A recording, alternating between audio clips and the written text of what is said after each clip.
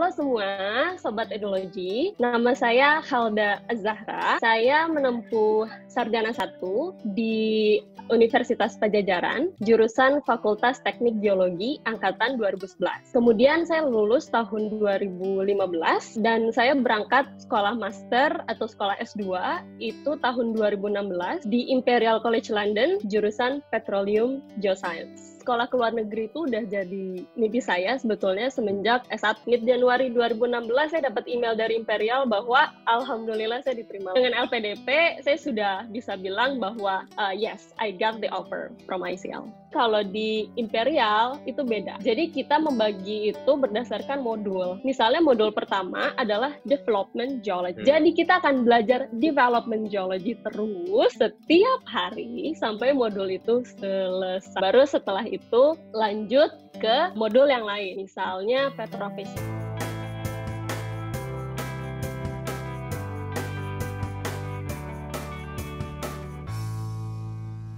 Kurikulum di Imperial itu memang membuat student itu lebih fokus dengan apa yang mereka pelajari, jadi tidak bercabang pikirannya. Jadi ujian hanya akan ada di akhir term. Oke, ya.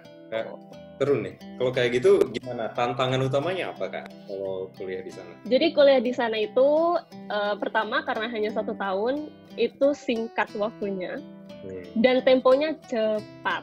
Jadi, kuliah, kita udah kuliah setiap hari, kemudian dari jam 9 pagi sampai jam 5 sore, nyampe apartemen tuh biasanya udah capek.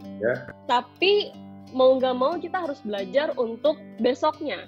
Karena gini, kalau misalnya nggak terbiasa dengan bahasa Inggris, pasti kita akan agak lost lah kalau dengar penjelasan dosen.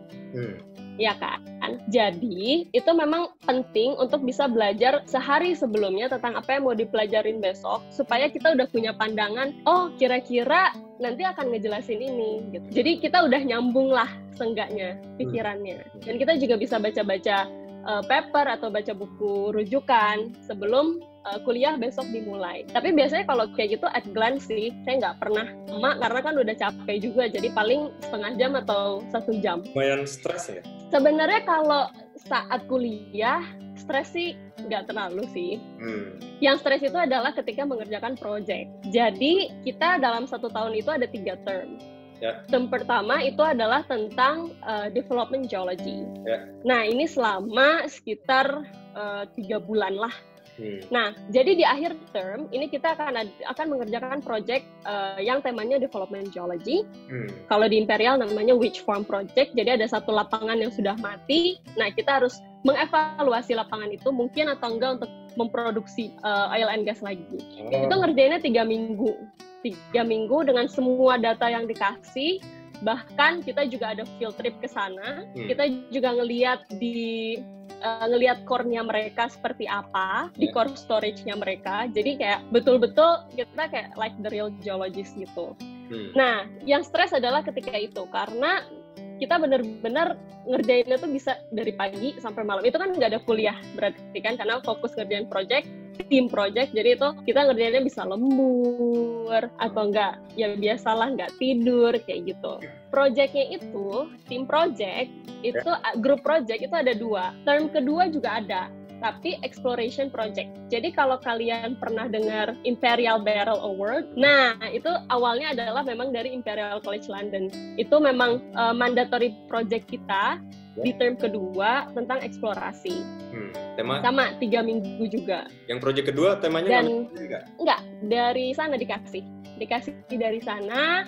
Lapangan-lapangannya itu biasanya lapangan-lapangan yang dry hole, itu dari daerah-daerah nggak cuma di UK, tapi juga dari seluruh dunia. Kayak saya waktu itu dapat di New Zealand. Nah, setelah itu kita harus presentasi, baru dinilai. Yang terakhir adalah tesis, atau kita biasa nyebutnya independent project. Nah, ini jadi kita harus ngubungin profesor yang kita mau. Kita hubungi profesornya, kemudian kita bilang bahwa kita tertarik di tema-tema tertentu. Nah, alhamdulillahnya mungkin karena Imperial punya koneksi yang banyak, jadi mendapatkan project dari industri itu cukup mudah. Jadi salah satu keuntungannya juga sebenarnya ada networking-nya juga. Ya, disitulah kita ketemu lah ya. Ya, betul. Dan di situ juga saya ketemu Kak Ilo, karena alhamdulillah saya dapat kesempatan untuk di summer student intern dan Germany, di mana ternyata satu kantor dengan Bang Ilo. Oh ya, that's good thing. Terus ini Kak, satu lagi Kak, kalau tipsnya waktu stres itu ngapain sih biasanya? Kalau lagi banyak project nih, banyak hal yang perlu dikerjain tuh biasanya ngapain tuh Kak Halda atau teman-teman pada ngapain? Biasanya aku nge-gym. Ya, biasanya aku olahraga. Kalau aku antara banyak. Apa? Kalau aku lagi stres, aku makannya banyak. Itu juga bisa sih sebenarnya. Tapi biasanya sih kalau stres ya kita ngumpul, karena lumayan banyak orang Indonesia juga kan di UK. Kita ngumpul, bahkan di kelasku juga lumayan orang Indonesianya banyak. Itu kita ngumpul, terus biasalah kalau orang Indonesia ngumpul ngapain sih ngegosip, ya kan?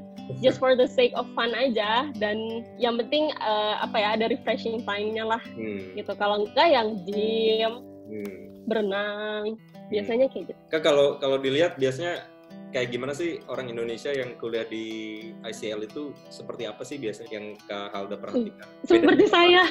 Bedanya apa dari teman-teman yang lain tuh? Kan dari berbagai negara tuh, itu kan luar biasa internasional banget kan? Itu seperti apa tuh biasanya? Biasanya orang-orangnya itu mereka lebih open-minded. Terus dengan adanya grup project, kita jadi tahu fixnya orang-orang itu. Misalnya kayak orang Asia, kayak kita, atau Chinese, atau Middle East, itu kita terbiasa untuk kayak I will stay longer di kampus untuk ngerjain project, ya kan? Tapi itu berbeda jauh dengan British. Kalau British, mereka bisa bekerja sangat efektif, jadi yang namanya jam 5 sore, ya mereka pulang. Tapi kerjaan mereka selesai, dan sesuai dengan timeline progress, seperti itu. Kok bisa gitu, Kak? Nah, itu dia.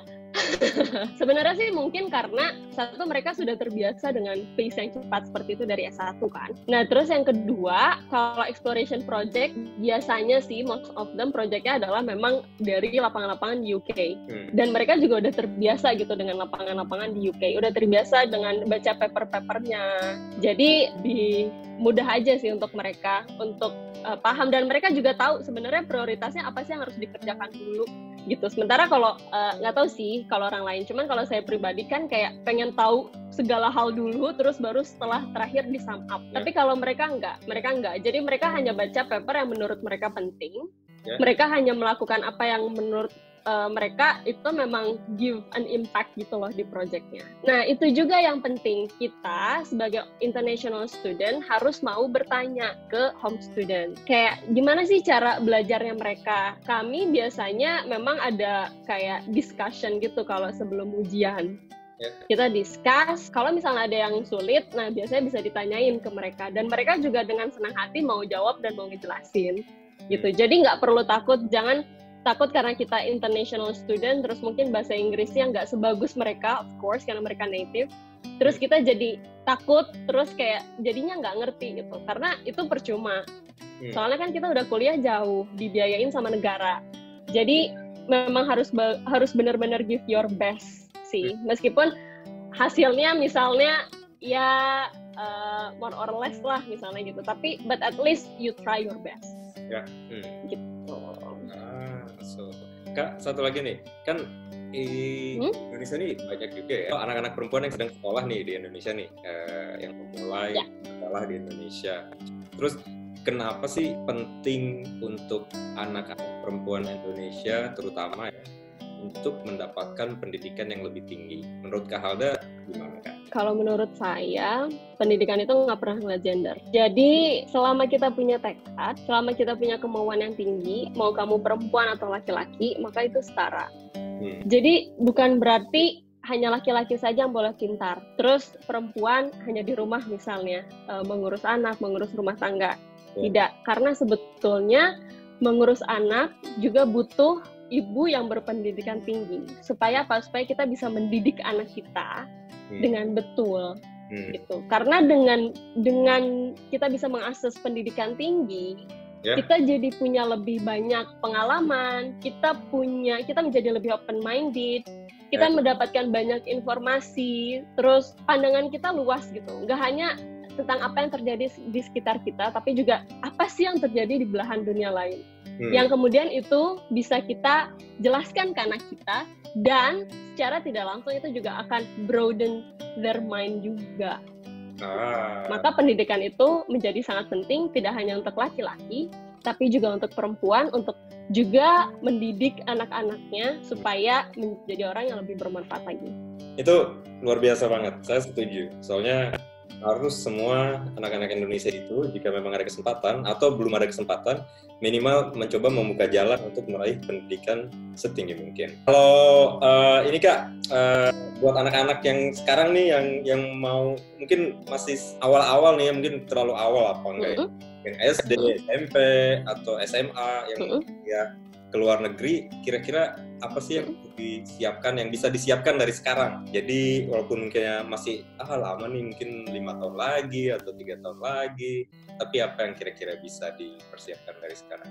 Oke, jadi kalau saran dari saya, itu nggak pernah ada kalimat mungkin atau tidak mungkin.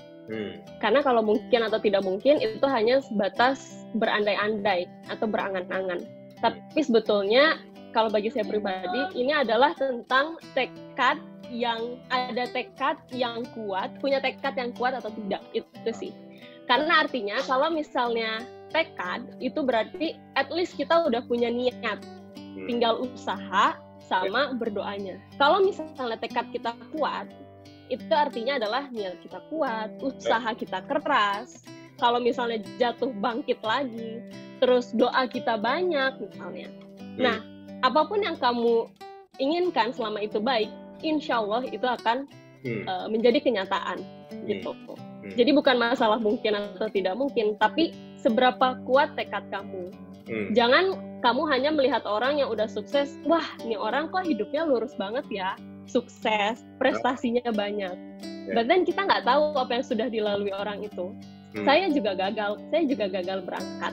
Tapi toh alhamdulillahnya Allah memberikan jalan lain yang saya bisa meneruskan mimpi saya menjadi kenyataan, dan itu yang paling penting. Oke, luar biasa. Terima kasih banyak Kak Alda ini untuk bagi pengalamannya. Ada ideologi, mungkin kalian merasa bahwa yang namanya kuliah ke luar negeri itu like it's almost impossible. Artinya kayak nggak mungkin lah gitu. Dan atau masih jauh lah, atau kita juga masih SMP kan. Tapi yang selalu saya bilang juga ke adik-adik saya adalah semua itu harus dimulai dari sekarang, sedini mungkin. Misalnya dengan hal-hal yang kecil, kayak belajar bahasa Inggris, atau dari sekarang mulai baca misalnya artikel-artikel bahasa Inggris, atau nonton film jangan pakai subtitle, misalnya kayak gitu. Atau hal yang saya lakukan sebetulnya adalah kayak ketika saya udah tahu tujuan saya akan tulis itu di notes, dan saya akan tempel itu di tembok kamar. Jadi kapanpun saya masuk kamar, saya pasti akan melihat mimpi itu. Dan itu memotivasi saya untuk saya harus bisa nih, saya harus bisa. Kayak gitu sih. Jangan pernah merasa kecil hati ketika orang bilang, nggak mungkin lah lo bisa, orang nilai lo juga jelek. Nah, jangan pernah kecil hati kayak gitu, karena usaha itu tidak pernah mengkhianati hasil. Jadi insya Allah lah. Ya, luar biasa. Jadi, Oke. Terima kasih banyak Kak Alda. Ya, that's my pleasure.